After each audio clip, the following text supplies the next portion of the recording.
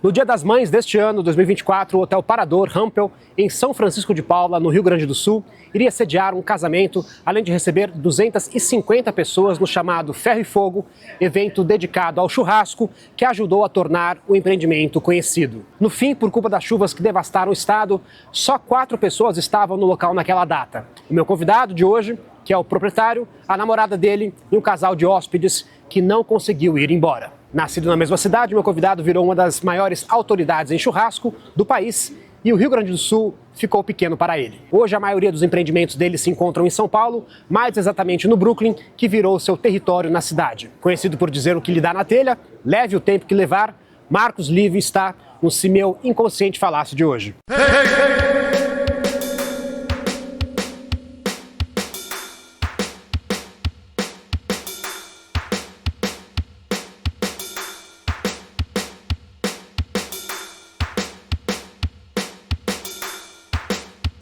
Este podcast é um oferecimento do Resposta, a maior plataforma de pesquisa e experiência do cliente e CRM no Brasil. É utilizada pelas melhores marcas e gestores que acreditam em dados e na fidelização por meio de experiências. Com tablets, QR Codes e outras ferramentas, a empresa orienta gestores de restaurantes a focar exatamente onde é necessário. Quer saber se sua equipe é atenciosa e rápida? Se o menu está agradando?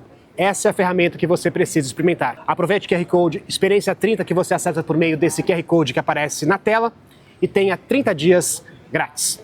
Marcos, de onde vem seu fascínio pelo fogo? Meu fascínio pelo fogo vem muitas vezes quando eu estou chegando na Serra Gaúcha, ou até mesmo na Serra Catarinense, e está chegando o inverno e você começa a ver aquela fumaça saindo das casas de madeira, dos fogões a lenha. Então, eu diria que, mesmo o fogo sendo ancestral, a minha conexão começa aí, porque era ao redor do fogo que a gente se aquecia na serra. Como tu é de uma família muito humilde, não existe calefação. Então tudo acontecia em volta do fogão a lenha.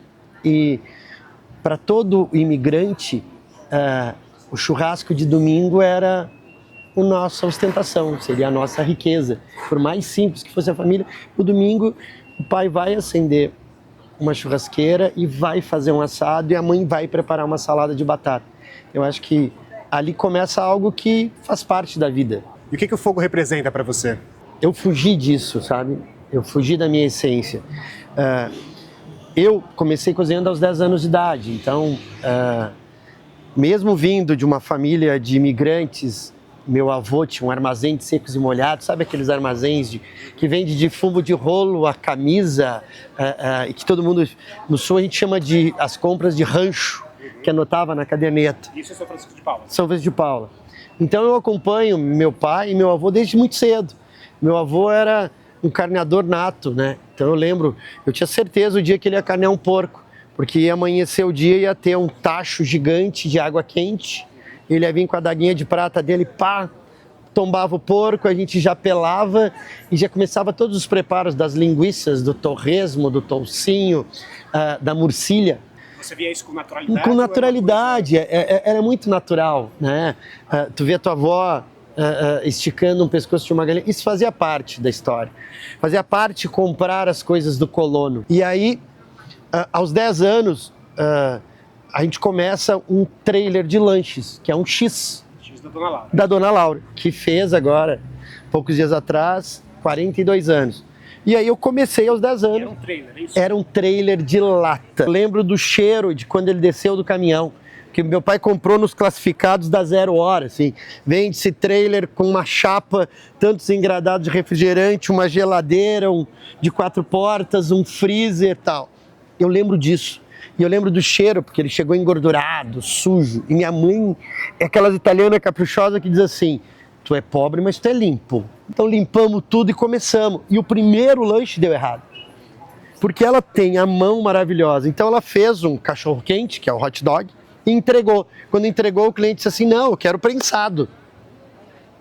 E aí ela volta para prensar. Quando ela prensa a parte do molho e daqueles ingredientes todos saem, ela abre o pão, coloca para dentro, vira e passa a espátula úmida pelos 2 lados do pão. Isso criou um estilo. No estilo dela, que tinha umidade dentro e fora do pão. Mas aí eu fui indo, 11, 12, 13, 14, 15 anos, 16, aquilo fazia parte do dia a dia cozinhar. Fazia parte, todos os dias eu abria o trailer. Todos os dias eu ia para ele, sábado, domingo, feriado, que era uma forma da família também ter um dinheirinho. E foi onde as coisas aconteceram. Mas você ia contrariado? Você ia... Não, eu fazia parte da vida. Nunca, o que eu faço nunca foi contrariado. Eu não vejo o meu trabalho como uma obrigação. Isso é muito louco, porque isso dificultou todas as minhas relações pessoais na vida. Porque num sábado, no domingo, se eu estou cozinhando, para mim não é trabalho na minha cabeça. É o meu dia a dia. Porque eu fui criado assim, minha família foi criada assim, meus pais trabalham junto, minha irmã que toca o X hoje e o marido trabalham juntos, todos sempre trabalharam juntos, né?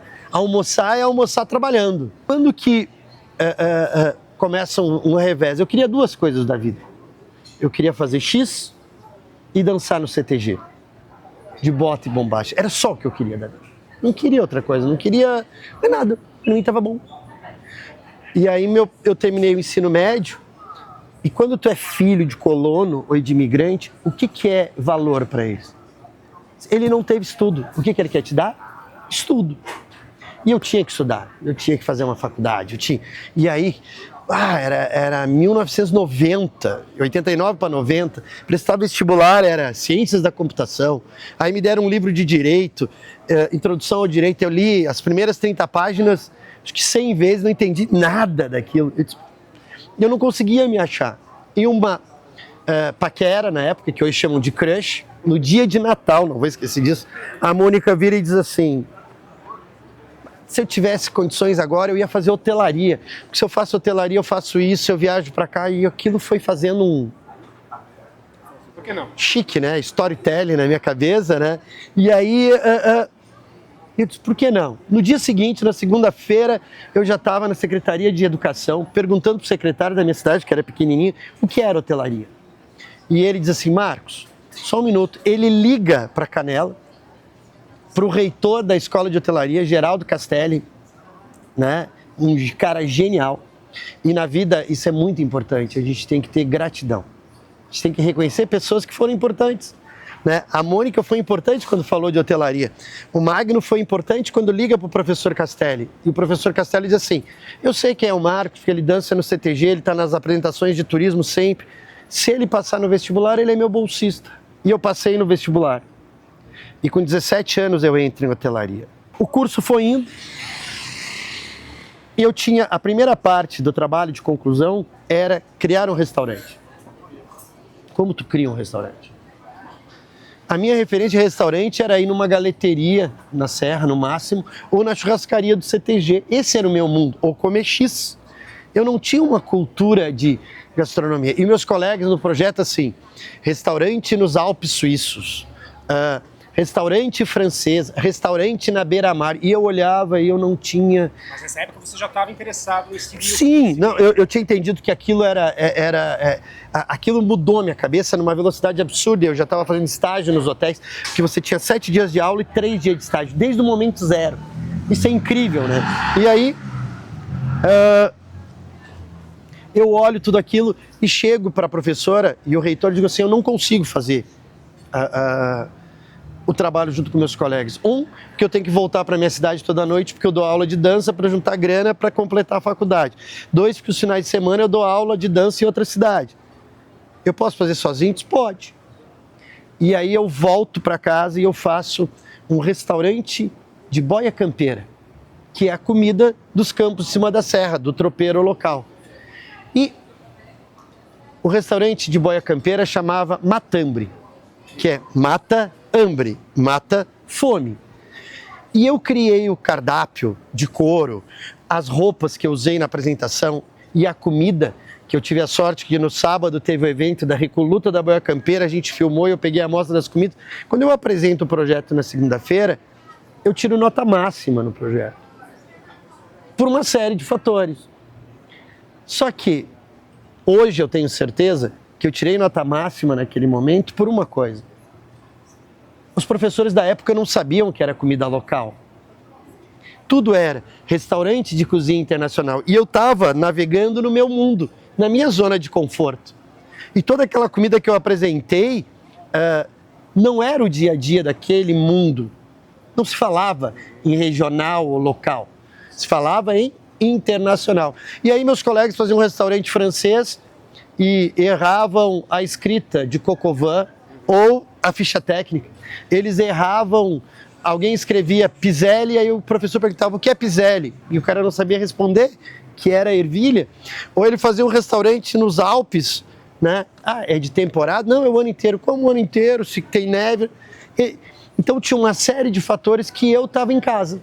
Eu fiz entrevista de estágio, que vinham as redes hoteleiras para lá. Eu fiz entrevista para ser para o Hilton. Aí o cara do Hilton diz assim, mas ué, eu falei que eu só ia entrevistar quem falasse pelo menos inglês. Tu não fala. Eu disse, mas eu tenho outras qualidades. Era metido, 17, 18 anos, era irreverente. E terminei sendo selecionado para o Grupo Accor. E no final do curso eu tinha que fazer 3 meses de estágio.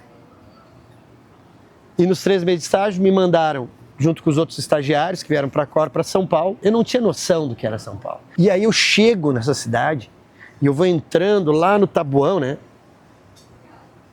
Os muros pichados, aquelas coisas que não faziam parte do meu dia a dia. E eu desço no terminal rodoviário do Tietê, clareando o dia. E o cara diz assim, vamos lá. Né? Primeira vez que eu desci uma escada rolante, tá? Foi no terminal rodoviário do Tietê. Aí, pá! Tô descendo a escada rolante e tá na ponta, assim, os médicos sanitaristas, acho que era. Você veio do Nordeste pra cá, pra vacina, você pra lá, né? Olha o susto do cara. Aí desci, entrei num táxi para vir pro novo hotel aqui no Morumbi. Cheguei no hotel, juntou os outros estagiários, estamos ali. E aí, à tarde, resolvem ir no Shopping Morumbi, a pé, atravessamos a ponte. E quando a gente está atravessando a ponte, os ônibus lotados eram uma semifinal, que era um triangular de Palmeiras, Corinthians e São Paulo, que o Raí estava destruindo. Cara, e aquele ônibus com os caras em cima surfando, e eu indo pro shopping desesperada, né?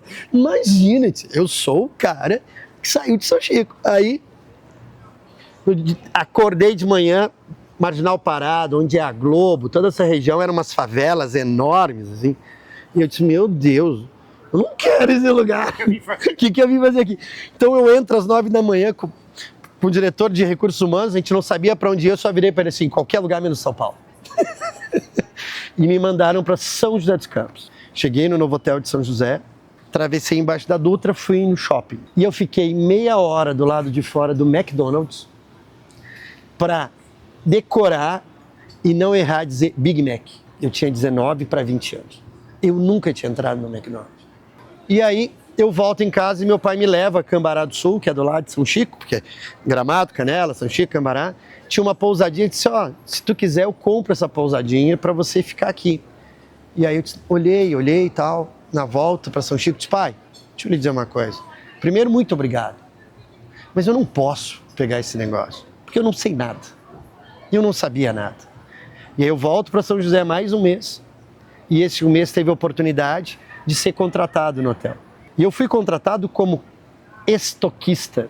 Meses depois, me promoveram a comprador. De comprador, eu fui a chefe de custos de alimentos e bebidas, todas as fichas técnicas. Fez toda a carreira possível. Quando eu já sabia estocar, sabia comprar, sabia fazer a ficha técnica, me mandaram para onde? Para a cozinha.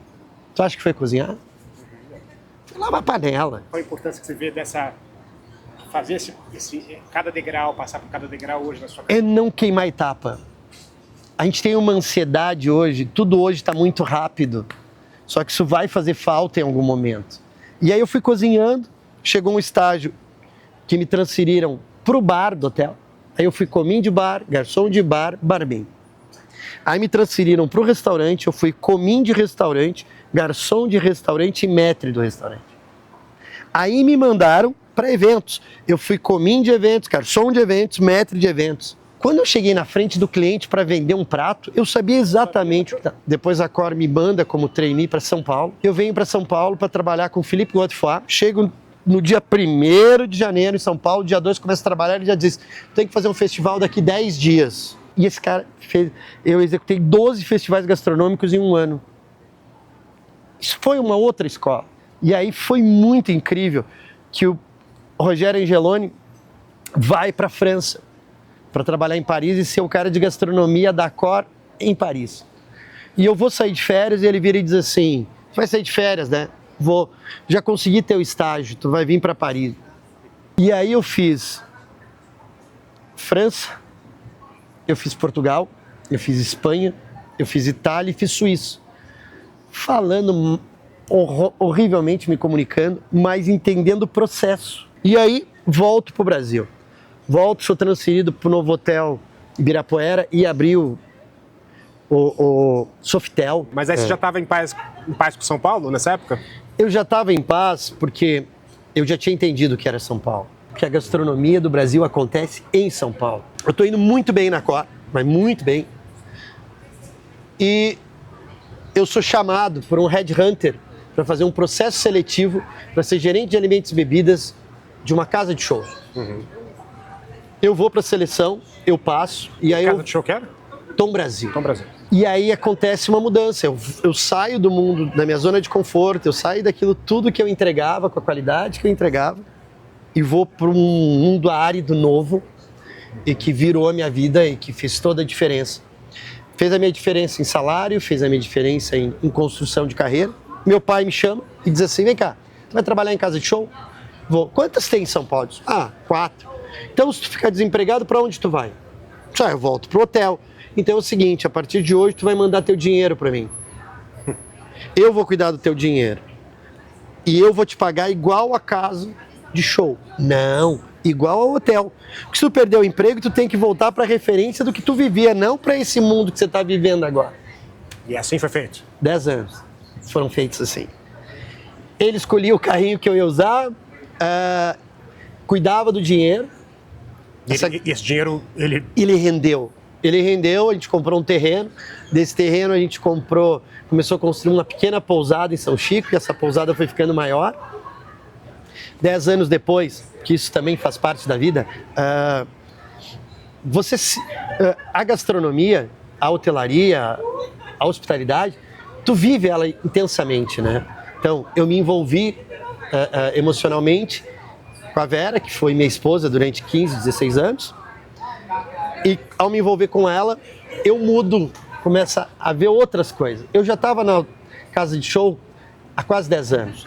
Eu tinha um Tom Brasil, foi 2 Tom Brasil, um Tom Jazz e um Vivo Rio. Eram 4 grandes casas de shows que eu estava à frente. Comandava 500, 600 pessoas. Eu me especializei em cozinhar banquetes de 5.000 pessoas, 5 tempos de serviço. A gente foi treinado a olhar para a mesa, na técnica de serviço antiga. Hoje eu digo, olhe para a expressão das pessoas. Porque não é se tu serve pela direita ou pela esquerda, é a expressão. Ler as pessoas. Ler as pessoas. Se tu leva um prato na mesa e a pessoa faz assim, ela adorou. Se ela faz assim, não era o que ela queria. Então isso é o mais difícil hoje. Porque você tem uma formação aqui, um cliente aqui. E um distanciamento entre isso. E aí quando eu vou para as casas de shows e eu me envolvo e termino casando, aquele momento eu também disse assim, poxa vida, eu cheguei no ápice desse negócio. Eu tinha um poder quase absoluto. E um dia o dono diz assim, você manda mais do que eu no meu negócio. Eu disse assim, essa foi a palavra mágica que eu tinha que ir embora. Foi a deixa. Para mim foi a deixa. E aí naquele ano, todas as grandes casas de shows de São Paulo me chamaram.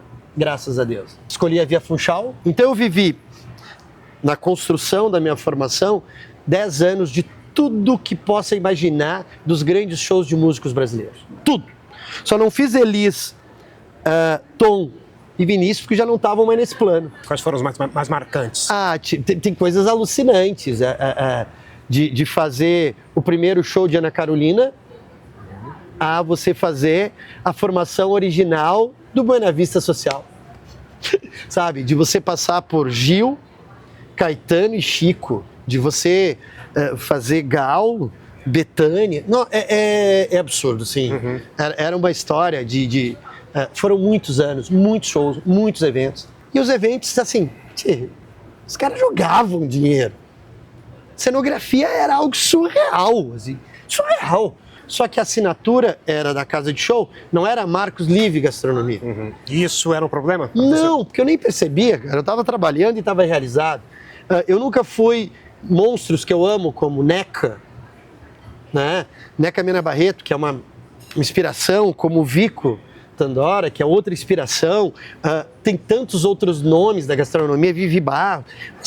Eu não era eles, eu não tinha o nome, né? Eu era o cara que entregava e eu também não tinha um estilo, porque eu me adaptava ao evento. Quando eu vou para Via Funchal, que é a casa de shows, saio do Grupo Tom Brasil e vou para Via Funchal, ao mesmo tempo, a Vera, que é minha esposa, queria montar um negócio e a gente monta o primeiro boteco aqui no Brooklyn. Eu começo a ser picado por aquilo que estava hibernado, que era o quê? Empreender. De alguma forma eu estava empreendendo nos negócios dos outros, né? Se tem uma ideia, quem criou a empresa Ingresso Rápido fui eu. Eu criei ela na minha mesa, na minha cadeira. Quando eu chego na Via Funchal, era uma casa maior do que as que eu estava trabalhando, e eu digo que eu estreiei com o show de George Benson, na sequência Bob Dylan e na sequência B.B. King. Aí tu diz, pô, eu já estava com o Botica, estava abrindo o Todos os Santos, que não era o Veríssimo, aí eu transformo em Veríssimo, aí a gente começa a ter uma visibilidade, eu começo a estar nos eventos de gastronomia, aí do Veríssimo tem a oportunidade de abrir o Quintana. Eu estava muito incomodado, porque eu ia nos eventos de gastronomia e se falava da gastronomia brasileira, Norte, Nordeste, Sudeste, Pantanal, e não se falava do Sul. E quando fala do Sul, o que vem à cabeça? Churrasco. Churrasco. Churrasco. Churrasco. E eu estava para abrir o bar, eu queria abrir o Quintana, e foi a hora que uma professora maravilhosa, Fátima Freitas, me diz assim, Marcos, já estava com o Gui e o Fred, meus gêmeos nasceram em 2010. Marcos, e eu trabalhando na casa de show. Marcos, por que tu não faz a cozinha do Sul? E eu disse para ela, professora, é muito pobre, é árida. Como assim? Pesquisa um pouco mais. E eu fui pesquisar. E a hora que eu começo a pesquisar, eu fico meses pesquisando Paraná, meses Santa Catarina e não tinha entrado no Rio Grande do Sul. E aí surge o Quintana, fazendo a cozinha do sul do Brasil, cozinhando 30 etnias mais o índio, em São Paulo. E a reconexão com o fogo é dessa época? Não, porque o que eu fiz? Eu disse, não, eu preciso fazer a cozinha do sul sem ser churrasco. Eu precisava mostrar que a gente era muito mais rico do que só o churrasco. Me leva o George da Prazeres da Mesa, outro cara brilhante, a conversar com o Atala, e o Atala estava criando os biomas no mercado de Pinheiros, e me chama para cuidar do bioma pão. Em 2015, eu subo ao palco, eu tinha subido em 2014 para falar do Quintana, no palco do Mesa Tendências. Em 2015 eu subo com uma aula chamada A Ferro e Fogo. Era uma aula sobre cordeiro, a cadeia produtiva toda, a gente abateu um cordeiro no palco, campeiro de Bagé, pesquisador da Embrapa, um mundo de gente. E eu levei para São Paulo 20 chefes gaúchos, homens e mulheres, que eu desafiei eles a cozinhar a ferro e fogo e receber todo mundo do Mesa Tendências numa noite que a gente colocou fogo no centro de São Paulo, na ITEC, e eu desenhei as peças a ferro e fogo. Mas aquilo não era um projeto, aquilo era um momento. Mas que tomou vida própria. Que tomou vida própria. E aí explodiu o Chef's Table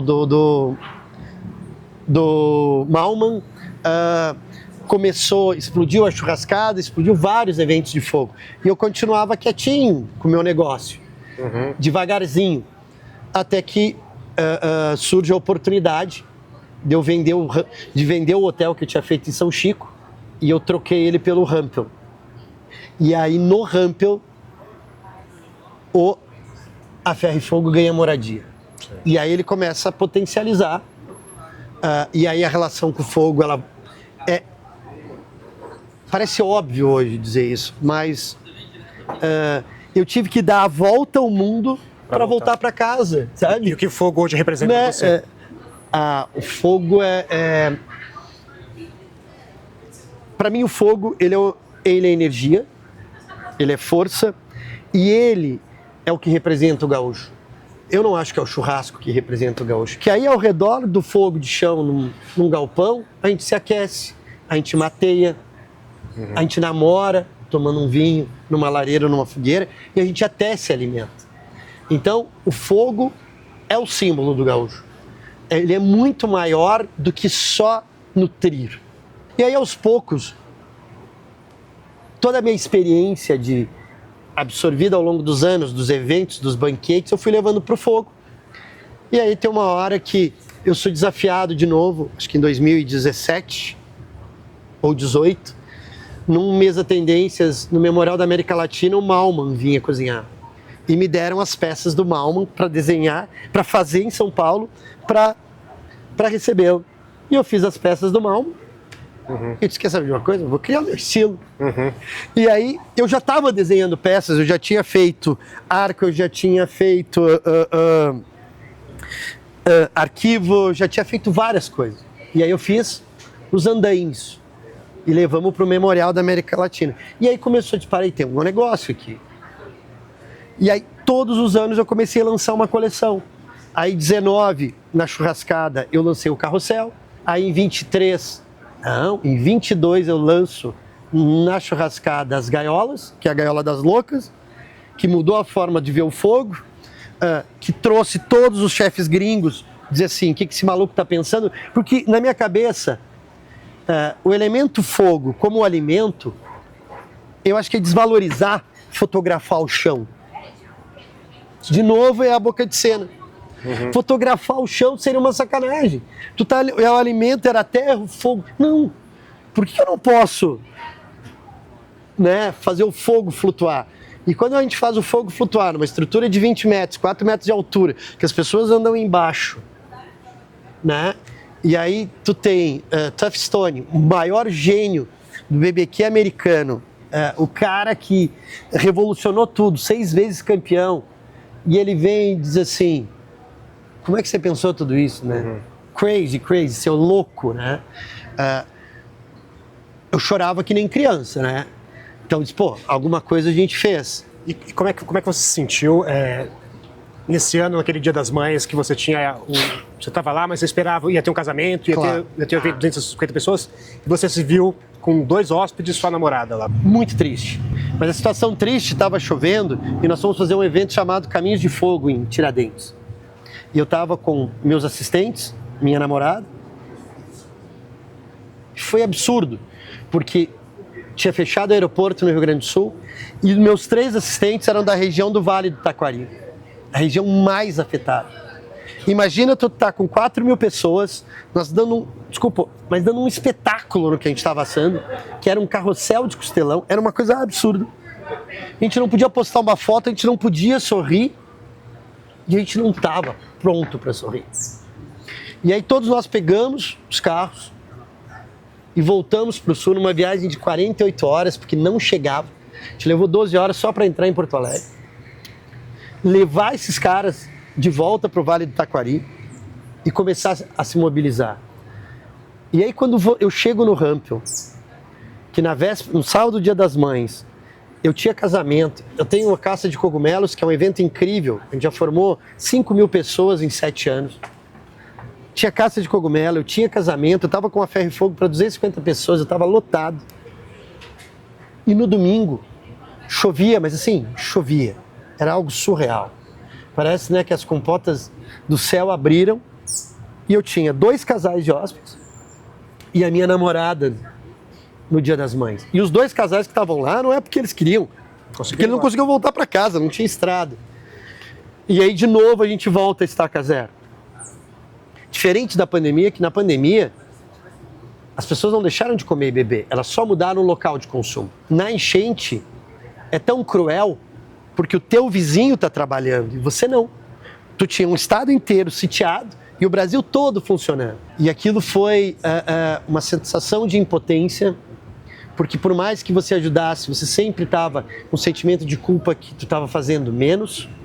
Eu volto a São Paulo, crio as ações de incentivo para arrecadar dinheiro, postos de coleta, o que nós mandamos de caminhões e de carros, mas não foi nosso.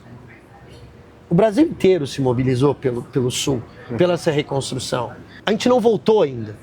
O Rio Grande do Sul, aí voltou ao aeroporto agora, mas o Rio Grande do Sul não voltou ainda. Mas como é que é para você pensar no futuro? Enfim, as chuvas podem voltar, né? Porque eu acho que pensar no futuro é sempre... não é mais a primeira vez, né? Não é mais a primeira vez com essa sensação. Eu acho que o governo estadual, o governo municipais, a sociedade civil, ela vem se preparando. A gente aprendeu muito com isso. A gente aprendeu em todos os sentidos. Então, a gente não está imune à natureza, né? Não está imune à natureza. Para você ter uma ideia, voltou ao aeroporto, né? Só que nos últimos 5 domingos. Porque o meu evento de A Ferro e Fogo, ele é na rua. Ah, Marcos, por que você não constrói um galpão? Eu disse, sim, daí eu viro uma churrascaria. São maravilhosas, mas o meu evento é o cara na beira do lago, olhando o lago, o cachorro correndo, o filho correndo, ele comendo carne e vendo tudo aquilo girar, que o mundo gira no A Ferro e Fogo nesse momento, que é a coleção, e ele feliz. Ele vai passar o domingo dele. Agora, com chuva, com vento, com neblina, dos últimos 5 finais de semana, 4 foram com chuva. Então a gente acha que a nossa retomada é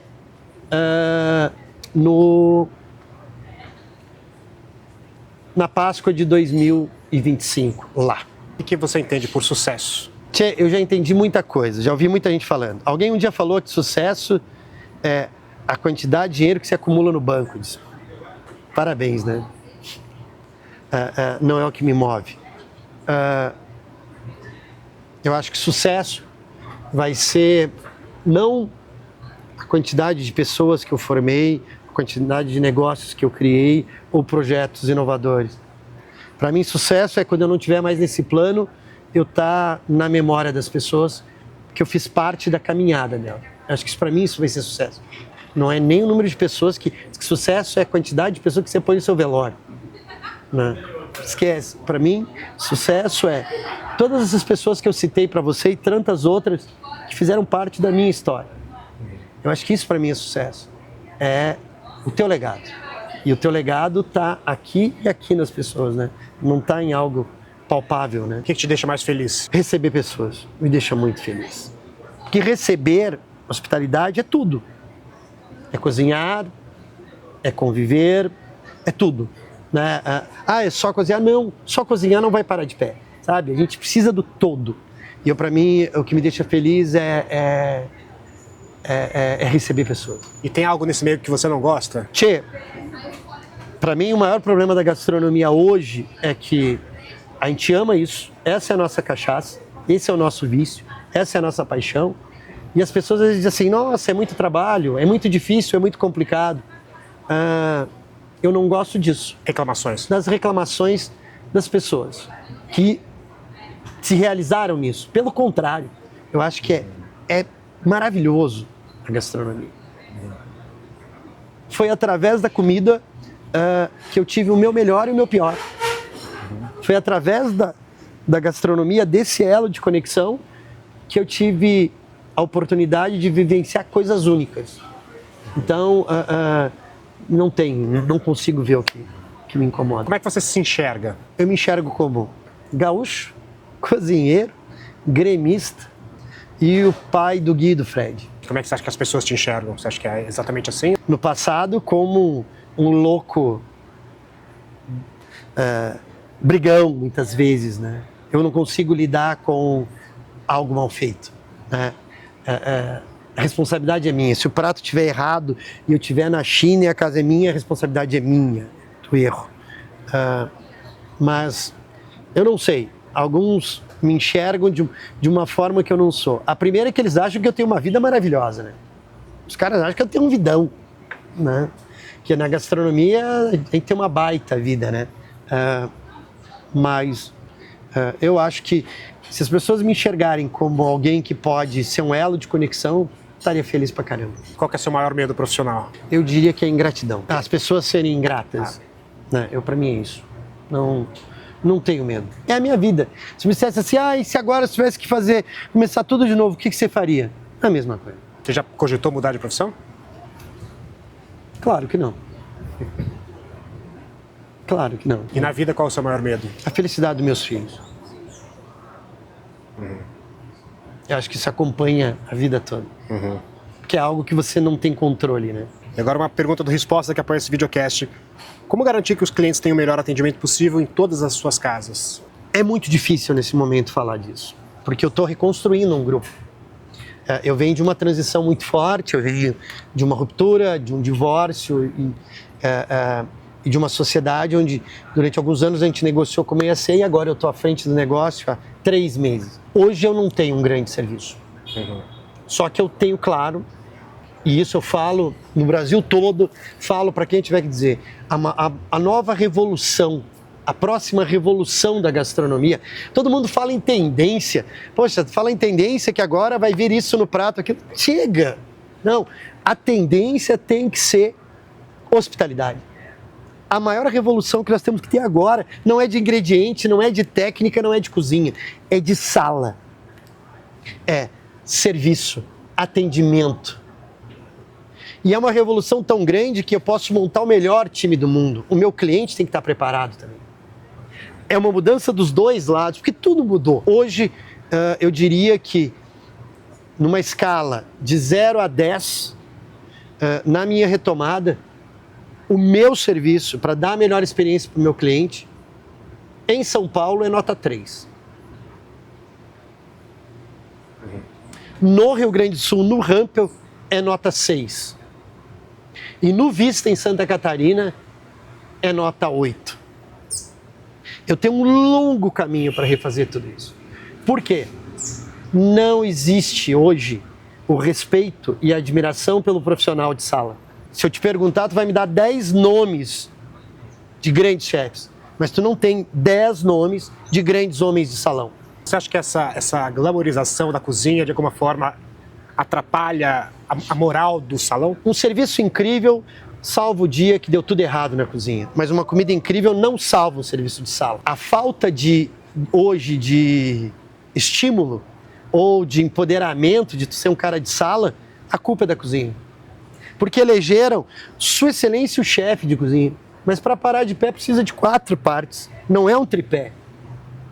Precisa ter gestão, precisa ter cozinha, precisa ter salão e precisa ter design de afeto, que é o ambiente. Sem esses 4 não vai parar de pé. Aí a gente empoderou o chefe de cozinha e matou o resto. Você fala muito uma frase conhecida sua de que às vezes as pessoas chegam e pedem o CPF antes de falar o bom dia. A tecnologia, a inovação. Desculpa, que inovação é essa? Que inovação é essa? O cara diz assim, não, eu vou inovar no teu sistema, no teu aplicativo e esse aplicativo vai aumentar a tua venda. Não vai. A maior prova é, o cardápio QR Code deu certo? Graças a Deus não. Não! Não, porque o cliente, ele quer ser gente ainda, as pessoas querem ter. E o momento de comer, eu acho que é um momento que você desarma de tudo. Só que o que aconteceu é, a tecnologia tomou uma força tão grande, então tu chega num hotel. Ele diz, boa tarde, seu CPF. Imagina num hotel de 20 apartamentos, 22 que é o meu. Quando tu chegar, eu tenho que te chamar pelo nome. Hoje eu tenho que saber quem você é, eu tenho que saber teu Instagram, eu tenho que saber tua profissão, eu tenho que ter a tua foto, eu tenho que dizer bem-vindo. Ou chega e te manda preencher uma ficha também. Te preencher uma ficha, né, que não é nada sustentável, que não vai para lugar nenhum, porque se aquela informação conectasse a alguma coisa, eu não precisava no segundo ter que preencher tudo de novo. Ter preenchido antes. Né? Eu não precisava ter que preencher tudo de novo. Né? Então essa busca, a gente virou número. A gente não é mais pessoa. Eu quero um sistema que quando o cliente cruzar na porta lá, eu já identifiquei quem é ele, eu quero saber qual o último prato que ele comeu, eu quero saber a bebida que ele gosta e eu quero saber a data do aniversário dele. A tecnologia ela veio para que a gente tenha mais tempo para o ser humano e não o contrário. E aí o cliente vira o quê?